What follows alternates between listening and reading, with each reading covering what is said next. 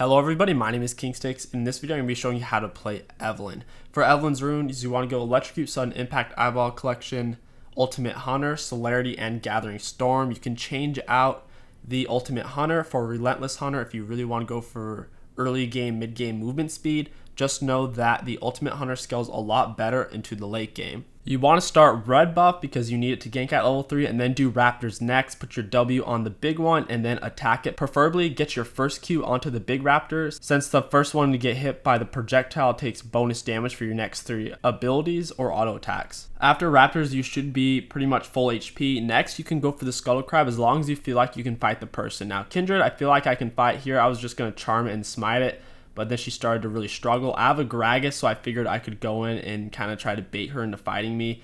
Sure enough, she goes in pretty hard trying to finish me off after I baited her, and we get the kill. It was pretty easy because everyone knows that Veigar gets shoved in the early game because he's just trying to Q farm. Here Veigar's trying to run away. I charm him, throw out my Q after Gragas lands his belly flop. That way Veigar couldn't even flash my charm, and we ended up getting his flash, which is really good for us. Now that Kindred is dead, I want to go for the opposite side Scuttle because she can't contest it, but I see it's already gone. Rumble's already taken it. Kindred's definitely going to go to her red next. She has 8 CS. Each jungle camp is worth 4. Therefore, her only important camp up right now is red. Sure enough, she goes to it. I charm her. The reason why I don't let the charm materialize before I attack her is because my flash is down and she could end up just running away while I'm waiting for it to materialize, and I won't be able to get off any damage. So I'd rather get off the slow for my W rather than getting nothing off of it. Plus, after charming her, she's going to freak out because she knows I'm in the area. For Evelynn to charm someone, she has to have vision of them. Kindred's dead right now. Her raptors are easy pickings. Gragas actually helps me take it. I put down my W on the raptors. E through the whole thing. Whenever your Nightshade is up, using your E through the whole raptor camp helps you to clear it faster, and preferably try to get your initial Q onto the big one, since the one that you do target with the projectile part of your Q does take bonus damage from your next 3 spells and auto attack. Now I just want to move on to the rest of my jungle camps. Evelynn is more of a mid and early late game champion. She's not the best early game champ or late game champion. She has a narrow window for her to really shine. Evelynn power spikes at level 3 when she has all 3 abilities. Then she power spikes at level 6 because she gets invisibility and her ulti, and then Lichbane. After that point, the whole rest of the game, you start to fall off a little bit, especially once everyone has full items. It can be very difficult for Evelynn to have a big impact on the game. On Evelynn, you typically don't want to recall unless you can at least get Stalker's Blade, but ideally you want to recall when you can get a Stalker's Blade and your boots. If you're really far ahead, just go straight for your runic echoes. Otherwise, you want to get boots of speed before you finish your runic echoes. Otherwise, you'll have no real gap closer and no good way to get around the map. At this point, since I am pretty far ahead of Kindred, I could easily 1v1 her if she shows up. Sure enough, she is here, but she can't really fight me. All I have to do is push her off of it, and I also have a higher level smite. She goes in for it. I outsmite her since I am a higher level. Now I can just chase her down. This is the best part about playing against Kindred players. They're very greedy, and you know that they are going to want to get their marks. And since she hasn't gotten a Scuttle Crab yet, we know that her mark is going to be spawning in on the Scuttles. If you were paying attention to where I took her raptors earlier, I finished taking them at 3 minutes and 30 seconds. Right now, we're looking at the 5 minute and 40 mark, so all I have to do is clear her golems while she's leaving her base and go straight to her raptors. If she shows up at her raptors, I can kill her, and if she doesn't show up, well, I can take them really quickly anyways, and then just proceed with the rest of my clears. On Evelynn, ideally, you get ahead in the early game, and you can do things like this because you're such a hard jungler. In terms of how fast you can farm, it's just so quick. Just throw your charm down. I go in for the big one. I Q it, and I'm just going to kill the whole camp. I see Kindred over there with the ward I believe Gragas laid down. So I think she's going for my jungle because she knows I'm taking hers. So at this point, I just want to cross over, go straight to my Scuttles, just in case she's still going to my raptors. After I see Gragas going and landing Zol, I quickly turn, throw down my charm immediately, smite him to slow him, then throw out my Q. Something really important to keep in mind for landing a full charm on them is your Q has some travel time. It takes maybe a quarter of a second before it gets to them, and it has decent range. So even if your charm hasn't quite finished materializing yet, and it's like, and it's about to pop, you can throw your Q, and then right as it pops, your Q will hit them, and you can catch the enemies out by surprise. Plus, it'll help you with your timing a lot because it'll give them less of an opportunity to get behind a minion or possibly dodge it. Just to show you one more time, it's almost materialized. I smite him, throw out my Q. It's not ready yet, and it hits him right as it fully materializes over him. I get off the full charm, which allows us to get the kill even though he got down his E. Now that I am level 6, I want to go in for a gank. I didn't even go for my red buff yet. I wanted to check Kindred's blue because my red buff relatively just came up, but it looks like her blue and Gromp are both gone. I throw my charm out behind Janet. She thinks I'm in front of her chasing her, and I get the kill pretty easy. She did exhaust me, so I went ahead and just used my ultimate, plus it'll help with my ultimate hunter stacks, getting my ultimate on a lower cooldown.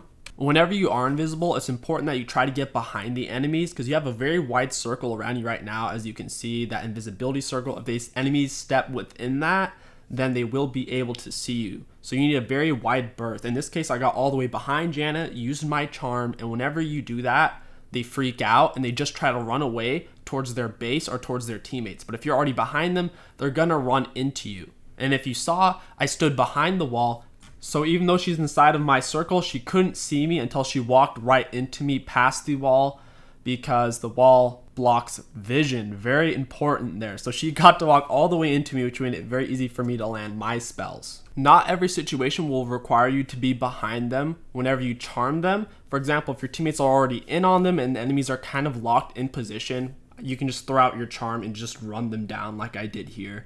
There would be no reason for me to wait until I could get way closer or behind him for me to start my charm, since I knew my teammates could keep him locked down. Here I'll show you guys another example of using my charm. I want to come up to gank top lane on Rumble. Pretty standard stuff. I'm going to wait for him to walk up a little bit. Now that he's walked up, I now charm him. I run up to him. I smite him for the slow. I wait for it to materialize. Then I all in him for the more damage and the charm. Even though he used his flash, since I waited for him to step up a little bit and I used my challenging smite on him, which slows, it gave me more than enough time to let it materialize before he could get away. Being behind the enemies gives you a massive advantage, so if you are ahead and you do get a kill, try to take the turrets, because turrets give true vision and can see you when you're invisible. After you've done so, getting off some good counter jungling is very good. So in this case, I got the kill, we get a turret, and I just took two big jungle camps, the golems and the raptors, which both give loads of gold and experience, which is going to hurt Kindred. And it also allows me to stay behind the enemy mid laner and top laner. Since I'm in their jungle, I am literally behind them, so I could easily come up from behind, charm them, and kill them. So in this situation, I can just run up behind Rumble, take my time. Right when I charm him, he's going to run backwards because he's like, oh, she's trying to chase me down. And he kind of walks into me, I all in him. He has no flash. I didn't even need to use my ultimate there. I just wanted to do it just for kicks. Hopefully you're starting to see the picture, because in general, in a 1v1, if you run straight at them from in front of them and charm them, they'll just run away and you'll have no real way of catching up or securing the kill. Evelynn's charm is on a long cooldown, so sometimes you don't want to use it. For example, in this situation, since Janet can see Gragas and she's running the opposite direction, I knew there was no point in charming her because I wouldn't be able to catch her. Meanwhile, neither one of them saw me, so Vigor kept running up. I slow him with my smite, throw my charm on, wait for it to materialize, Q, E, and then ulti to finish him off. Now, I didn't actually need to use my ultimate. My burst surprised me on how much damage I did to him, since I haven't even spent my gold yet. So if I would have realized I was going to do that much damage and I was anticipating it, I shouldn't have actually used my ult. I was just trying to make sure maybe he didn't flash out or do something special. One really cool part about the ultimate, if you may have noticed, is it can get you out of any situation. It's like a way better version of Master Yi's Q. It hits everything in front of you and slightly to the sides, and it will put you basically 4 flashes backwards. So I can go through stuns if someone's hitting me with a Pantheon Spear, an anti-ultimate, whatever. If I press my ultimate, I can dodge it all instantly, take 0 damage. This also allows Evelynn to artificially tank for her team. Even though you're not a real tank, if you can go in, one-shot somebody, fight for as long as you feel comfortable, and right as they all start focusing you and throwing their spells at you, if you ult at that point, then you just tanked a lot for your team, you dodged a lot of damage, and you guys should win the fight. As I was taking the Raptor camp, the whole enemy team closed in on me and they're using flashes and stuff. If my ultimate had been up here, I could have dodged the Veigar E, gone straight through it, and went really far away from the enemy team just by ulting at them. That's something to keep in mind on Evelynn. If your ultimate is on cooldown and if you don't know where the enemies are and if you're in their jungle so they can see you, because whenever you're attacking things on Evelynn, you're not invisible, you need to be careful. Now, even though I didn't know where they were and I wasn't invisible and I was in their jungle, if my ultimate had been up, there was no way they would have been able to catch me. In this play, I'm going to show you the power of Evelynn's ult. 2 of my teammates are already dead. Gragas is caught out. I believe Kindred still has her ulti. I threw my charm on her, but I couldn't really get on her. You might be thinking, oh, well, how are you going to kill her? All I do is instead, I know I have got my ulti up, so I just Q her, E onto her, get off like another Q, and then ult.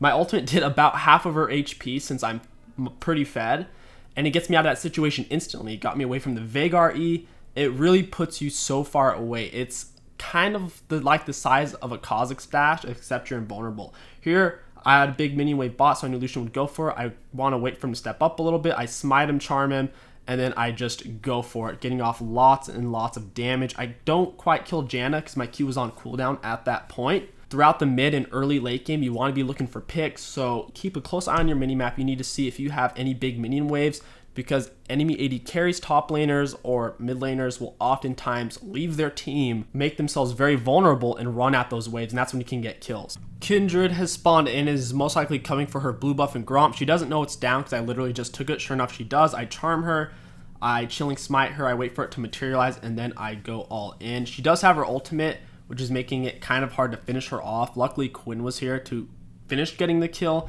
In reality, even if she got away, it wouldn't have been a big deal because I still took her blue, I got her Gromp, and I blew her ultimate, and I didn't blow anything really. All I used was my Q, W, and E. I didn't use my ultimate or anything that has a long cooldown. And noticed how I attacked her though. Once again, I waited behind the wall and I let her run past me. That way I would have time for my charm to materialize. That way I'd have a better chance of killing her. If I just charm her right away when she can see me, the odds of me closing the distance to get on her are very low. If I could do it over again, I would have waited till she actually got to the point where she could see that her blue buff wasn't there and her Gromp wasn't there. I went on her a little bit too early to where she was close enough to her turret like you saw to actually get to it before I could kill her, since she did have her ultimate. Another thing you need to look for is picking off enemies whenever they come to group or rotate. For example, look, Janna's bot right now, we're shoving in mid lane, Veigar's asking for help, so look what Janna and Lucian are doing. They're gonna cross over, so I'm gonna wait at the crossover point to kill her. I charm, go on her immediately, because if I wait for it to materialize, she's going to get away or CC me. So just charmed, QD'd, and finished her off with ultimate. Then follow up on the Veigar as well. Throw down the charm on Lucian to push him off of me. I need time to heal off of my passive while I am invisible. A really nifty tool for staying on the map is Evelynn. It's one reason why she can be so frustrating to play against. Kindred waiting in the bush. She has no ultimate. Another easy kill. The moral of the story is, after you start winning on Evelynn and you build up your snowball like many Evelynn players do, you have to look for these things. So look for whenever you have big minion waves on the map, the enemies will go to it and you can kill them. Look for when your teammates are pushing down a turret and you need to wait in a choke point where the enemies are going to have to pass through to get there, even if that is kind of behind enemy lines. That's okay. I'm going to show you guys one last time. So we're pushing down mid. Lucian and Janna are bot. So for them to get mid, you look at what paths they have to take. They could either walk here or here. In this case, Janna takes the greedy path and I kill her. Lucian went the safe path. Usually they will take the greedy path, especially if you are mid and low elo. In higher elo, they might start taking the safer path, which can make things a lot trickier. A lot of you might be wondering, why is that path greedy and that path safe? The reason is because they're turret. Evelynn can't get very close to turrets before they can see her. So for me to get all the way up there, it's a much longer path for me. It's a lot more time consuming and I'm less likely to do it. But for me to cut them off here, all I have to do is run up on the outer side of their blue buff camp and cut them off very simply, like you see here. Now, I could have cut them off on the safer cutoff route. I just figured they would have taken the greedy one. All I would have had to done is leave dragon sooner and let my teammates kill it while we had someone push mid lane, so I could get all the way up there while Lucian and Janna would have tried to cross over and I could have gotten a double kill. But like I said, this was like low mid diamond, so I figured one of them would take the greedy way. And that is going to wrap up this Evelynn guide. I hope you enjoyed it. There's a lot of good information in here. If you're actually paying attention, you should be able to carry Evelynn at the very minimum a low mid diamond level. If you enjoyed this video and it helped you out and you want to support the channel, don't forget to like, comment, and subscribe. It really does help me out a lot. My name is KingStix. Thank you for watching and I'll catch you guys next time.